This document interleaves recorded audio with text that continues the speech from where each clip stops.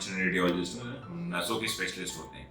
तो हमारे काम में बेसिकली जो ब्लीडिंग वाले ज़्यादातर मरीज होते हैं, चाहे ब्रेन में ब्लीडिंग हो या शरीर में कहीं से भी ब्लीडिंग हो रही हो, हम उसको एंजियोग्राफी करके, जैसे दिल की एंजियोग्राफी कैसे करी जाती है उसी तरह एंजियोग्राफी करके उसको हम खून के रसाव को रोक लेते हैं।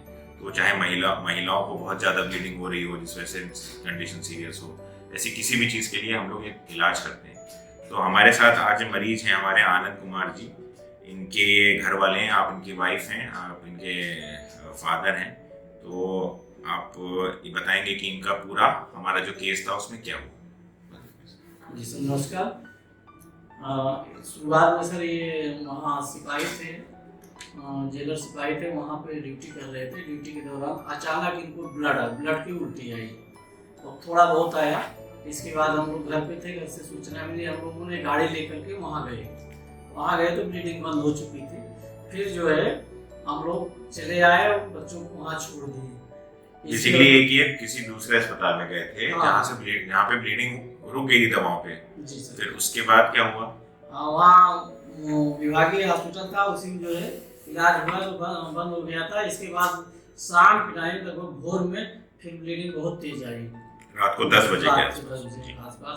वहाँ से सर हमने आए, लीवा के फिर आए गाड़ी से। तो ब्लीडिंग आपको किस तरह की, इनको किस तरह की हो रही थी? हल्का खराश बना हुआ था, खांसी आता था और मुंह से खूब सारी ब्लीडिंग, बहुत सारी ब्लीडिंग। नहीं, वहाँ सुबह 5 बजे थोड़ी सी ही हुई थी, यहाँ हॉस्पिटल पहुँचते बहुत ज्यादा होने लगी। एम्बुलेंस से आए सर, ने हमारे बीच में बैठे हुए हैं। सर के बहुत महान कृपा है और बहुत बहुत धन्यवाद। इसमें मेनली इनके में हुआ है था कि कहीं इनके फेफड़ों में इन्फेक्शन था, और वो इन्फेक्शन ज्यादातर अपने देश में टीबी का होता है, उसकी वजह से ब्लीडिंग होती है। तो आपके इन्फेक्शन था जिस वजह से बहुत ज्यादा ब्लीडिंग हुई थी। तो खासकर टीबी के मरीजों में बहुत ज्यादा होता है, तो वो ब्लीडिंग कंट्रोल में कई बार नहीं रहती, और मरीज जो है खांसी में